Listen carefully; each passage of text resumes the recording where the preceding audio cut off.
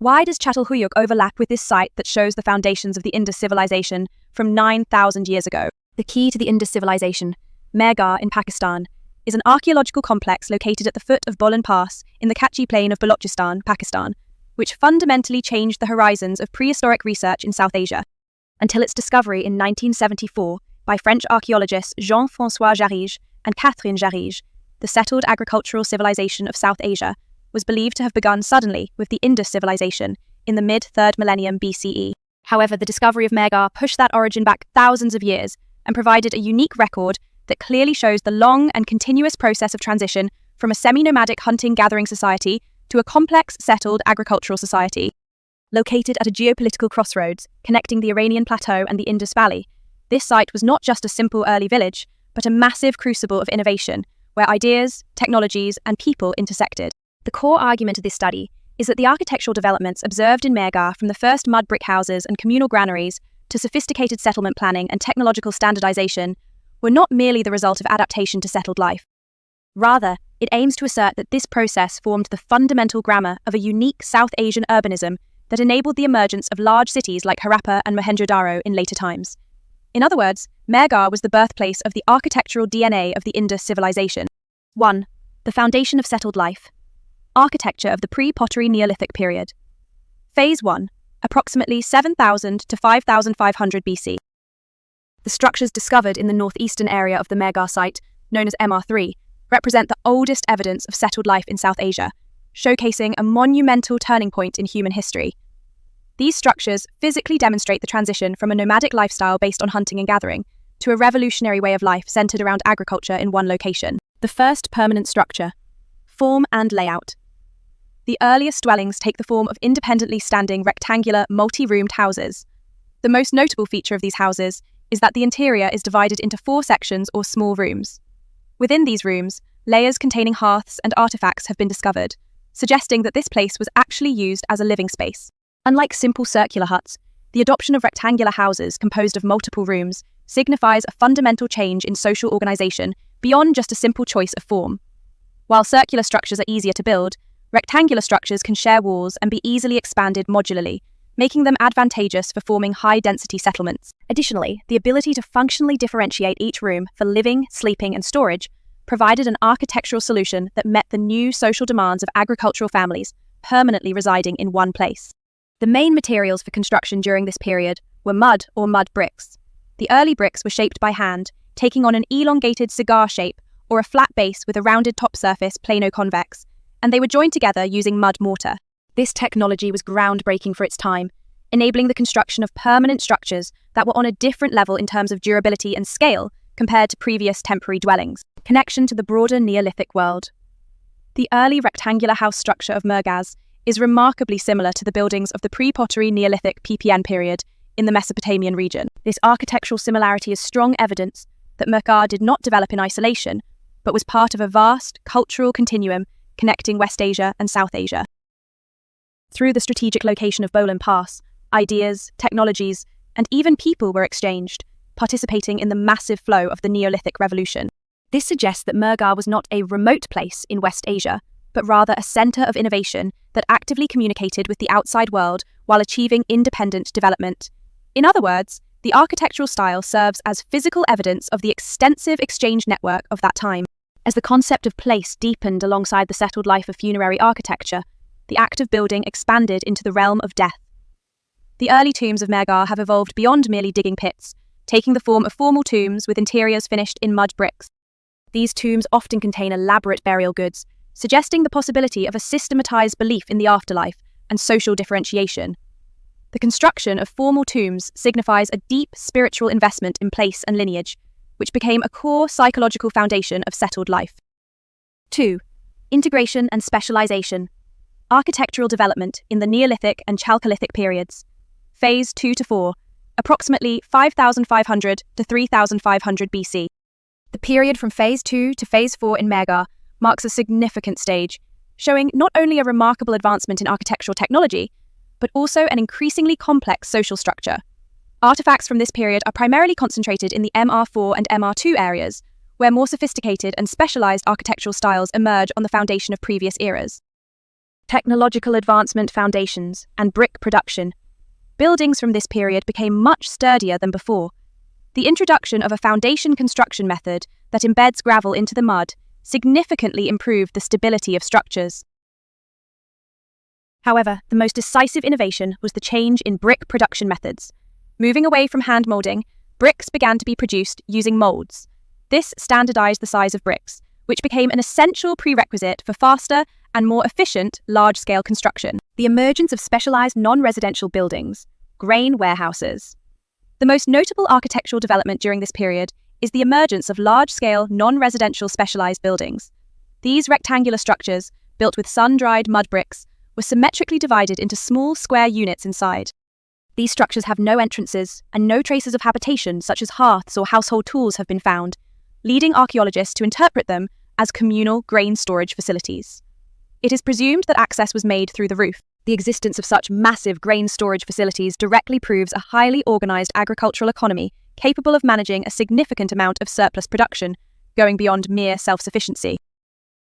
This suggests the emergence of a social power structure capable of managing and distributing community resources, indicating a critical stage in the deepening complexity and stratification of society.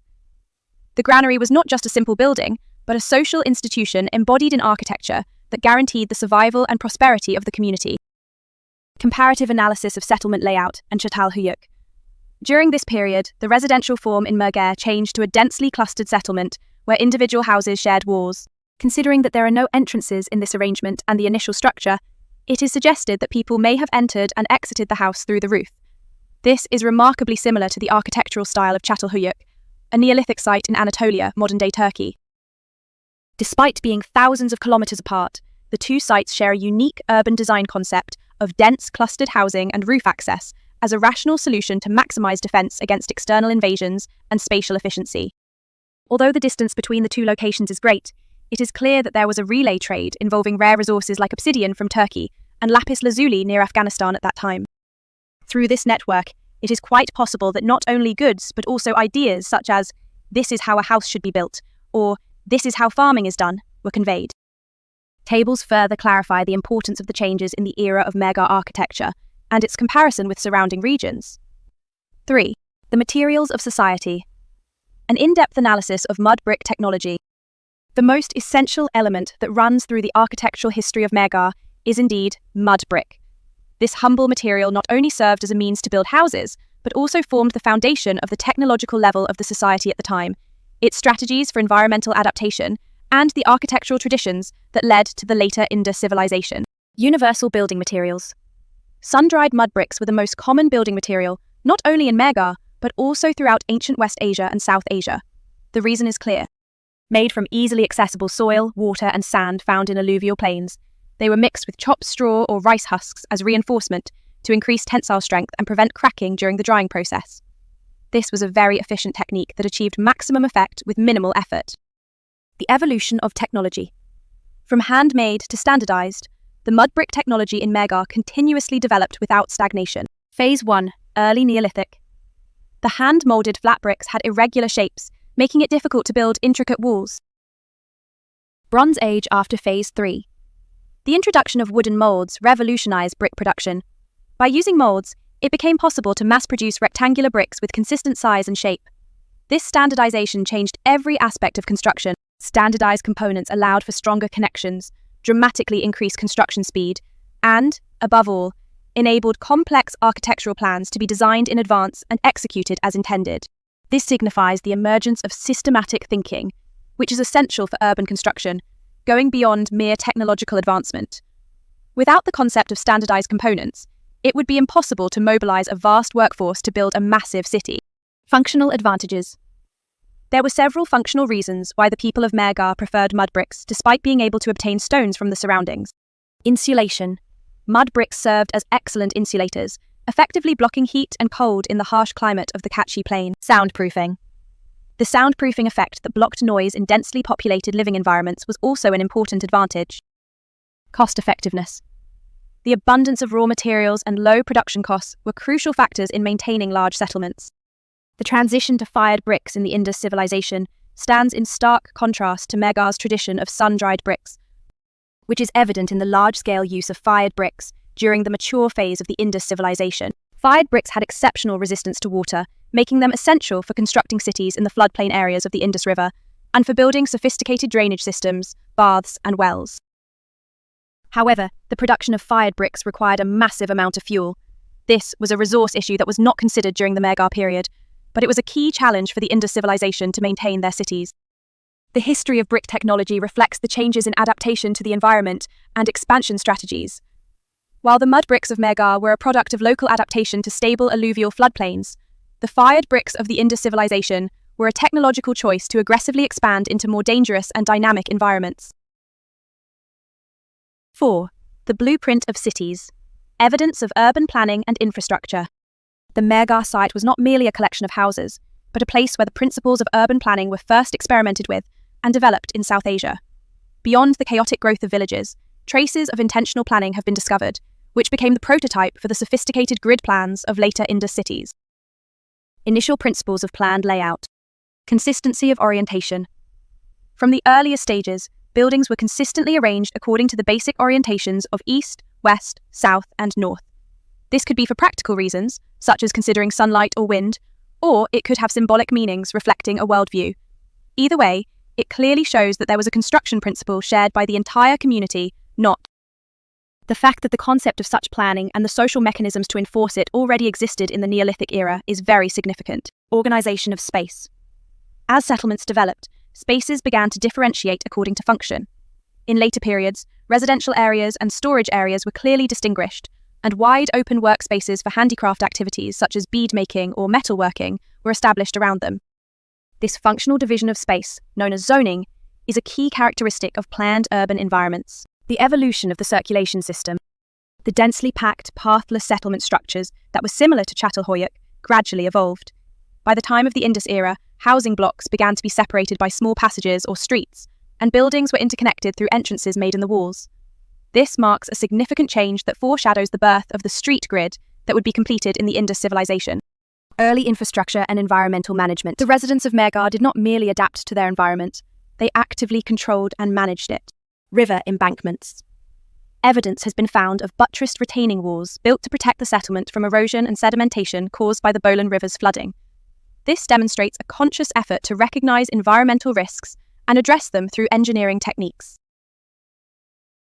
The mindset of mobilizing large-scale construction to control and manage water becomes a key characteristic of the civil engineering technology of the Indus Civilization, represented by massive city walls and sophisticated drainage systems. The tradition of hydro-technology that began in Mehrgarh is one of the greatest architectural legacies of the Indus Civilization. Water management. Although not as sophisticated as the Indus cities, evidence of early forms of water management and planned drainage systems has been found. This can be seen as a conceptual ancestor of the sanitation facilities in Mohenjo-Daro and Harappa. In conclusion, the architecture of Mehrgarh shows that the fundamental principles of urban planning were sprouting long before the concept of a city was born. The famous grid cities of the Indus Civilization were the ultimate result of the planning traditions accumulated in Mehrgarh over thousands of. 5. Eternal legacy. The architectural contributions of Mehrgarh to the Indus Civilization reached their peak in that they formed a clear lineage that directly connects to the later Indus Civilization beyond its own achievements. Mehrgarh was not merely a forerunner of the Indus Civilization, but a developmental stage of the same cultural tradition and a training ground for Indus city architects.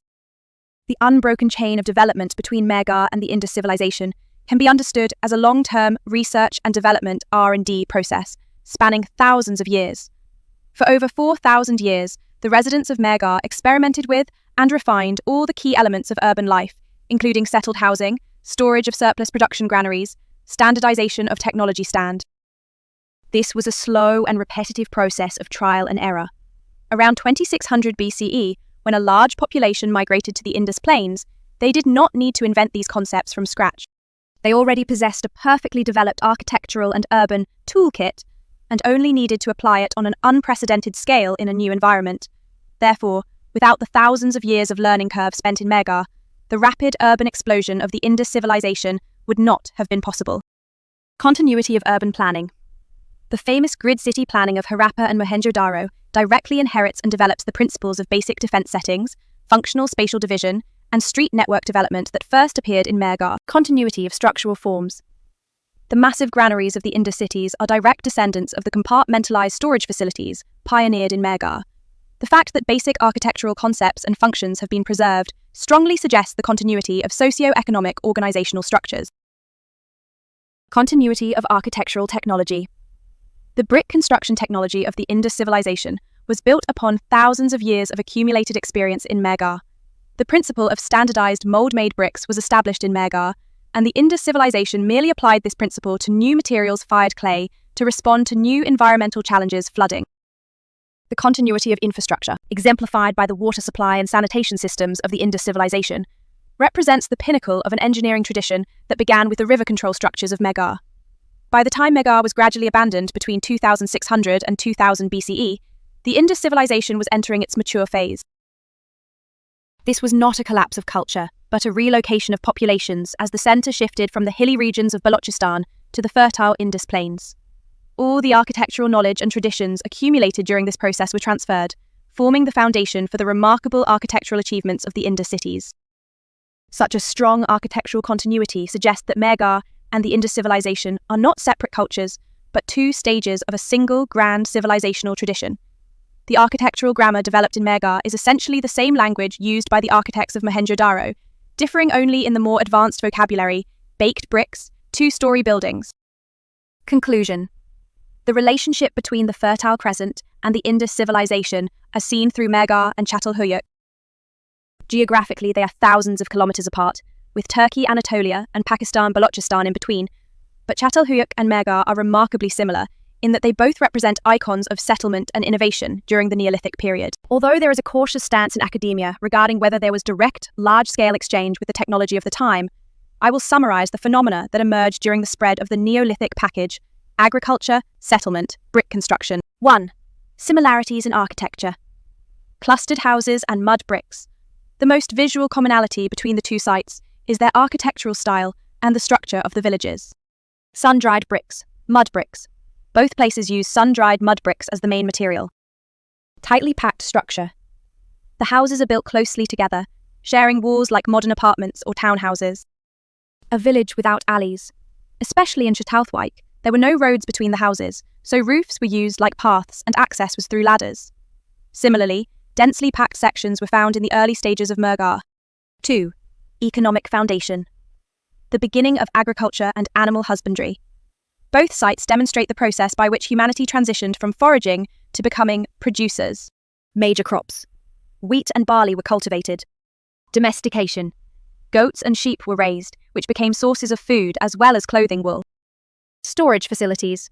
In Mehrgarh, a designated warehouse structure for storing grains has been discovered, which is functionally very similar to the way households had grain storage in Çatalhöyük. 3. The spiritual world and burial customs.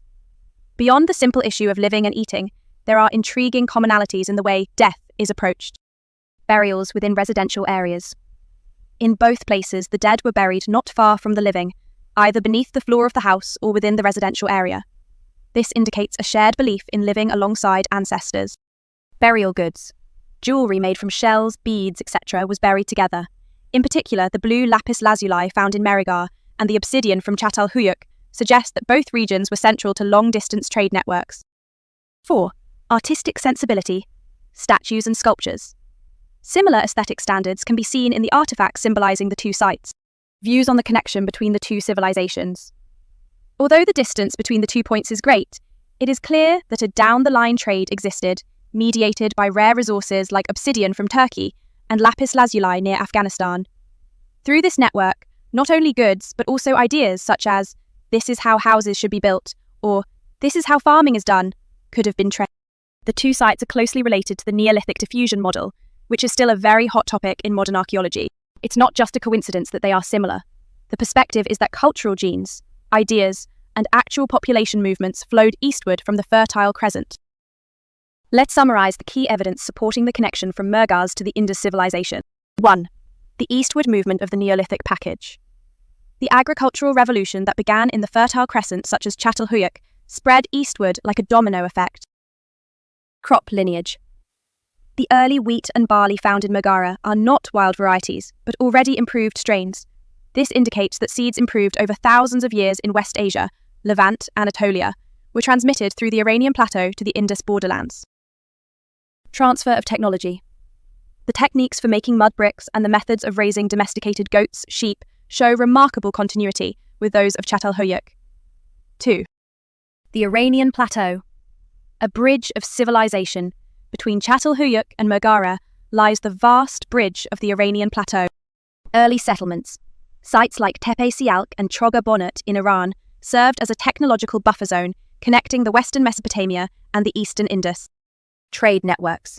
Long-distance trade routes exchanging obsidian, Turkey, bronze, Iran, and lapis lazuli, Afghanistan, were already established since the Neolithic era. Information tends to flow along with goods. 3. Evolution of architecture, from houses to cities. The similarities in architectural styles observed in the two sites culminate in the peak of the Indus Civilization at Mohenjo-Daro and Harappa. 1. Çatalhöyük phase houses, tightly packed without alleys, focused on defense and insulation. 2. Mehrgarh phase, the beginning of grid-like compartments and the emergence of large-scale grain storage. 3. Indus Civilization phase, standardized baked bricks, sophisticated sewage systems, planned cities. Key insight. 4. The method of masonry itself originated in West Asia and can be seen as the establishment of the Indus Civilization in the Indus. It becomes clear that they were no longer just one-sided beneficiaries but equal partners. Seals. The unicorn seal, a symbol of the Indus Civilization, has been discovered at Mesopotamian Sumerian sites. Meluha. It is widely accepted that the land referred to as Meluha in Sumerian records corresponds to the Indus region. Thus, Egypt, Mesopotamia, and the Indus were part of a vast Bronze Age global network, the world's first knowledge-sharing network. The Çatalhöyük provided the archetype of that immense flow, and Mehrgarh took on the role of an incubator that nurtured the unique and great civilization of the Indus. Ultimately, while Egypt, Mesopotamia, and the Indus emerged from different riverbanks, it can be said that their roots are brother civilizations that branched out from a single stair. Why do we want to separate the civilizations of the world? As we examine the ruins and artifacts, there are so many traces of interaction among the civilizations of Egypt, Mesopotamia, and the Indus. However, until recently, academia has been reluctant to accept such theories. This is due to a patriotism that wants to view one's own country's history in an original way. There is a desire not to acknowledge the history that our culture developed based on influences from somewhere else.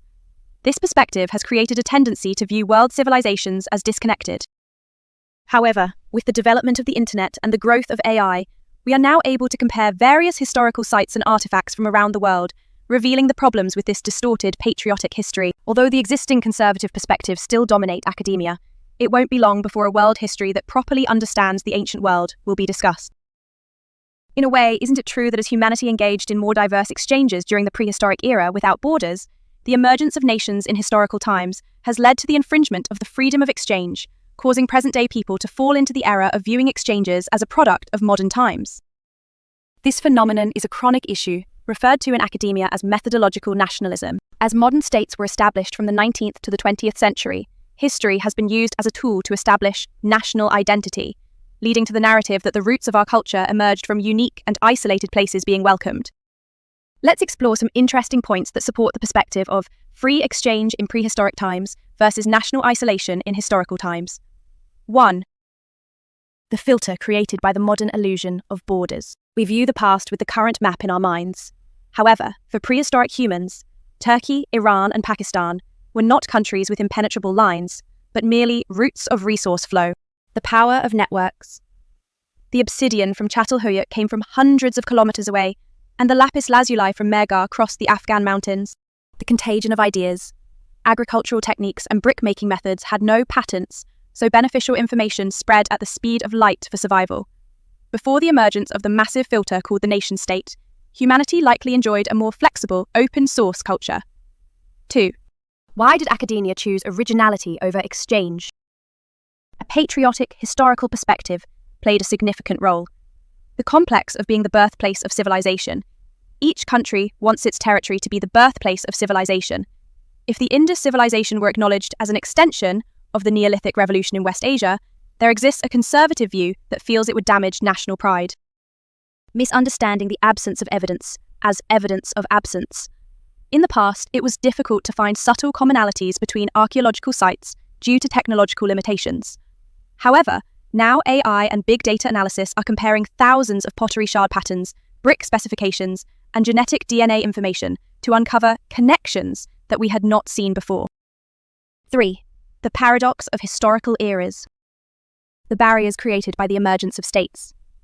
The emergence of states and borders has facilitated exchanges, but it has also resulted in limiting human mobility. Control and taxation. The state system controls the flow of resources and imposes taxes.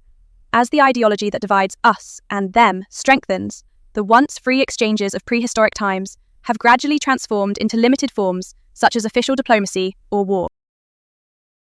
Bias in records. Historical records from the historical period were primarily written to praise the achievements of dynasties. Narratives like, "Heaven granted wisdom to our king to establish this civilization," became predominant over records stating, "We learned from neighboring countries." 4. AI and the future of historiography. The advent of transnational world history. Now that the monopoly on information is collapsing, we are ready to write true world history. DNA archaeology. Recent DNA analysis of ancient human remains is revealing that humanity has mixed and migrated much farther than previously thought, e.g., the Great Migration of the Indo-European language family and the movement of Neolithic farmers. AI image analysis. When AI analyzes artifacts from museums around the world, it can objectively identify subtle technical similarities between artifacts thousands of kilometers apart, far better than humans can. Humanity was originally a connected network. This perspective ultimately aligns with the direction that future archaeology should take. It moves beyond the narrow confines of borders to examine how the species, humanity, has shared knowledge and survival skills and evolved on the stage of Earth. Perhaps we are finally awakening from the long slumber of nation-states, and we may be recovering the vibrant spirit of exchange from prehistoric times in the digital world.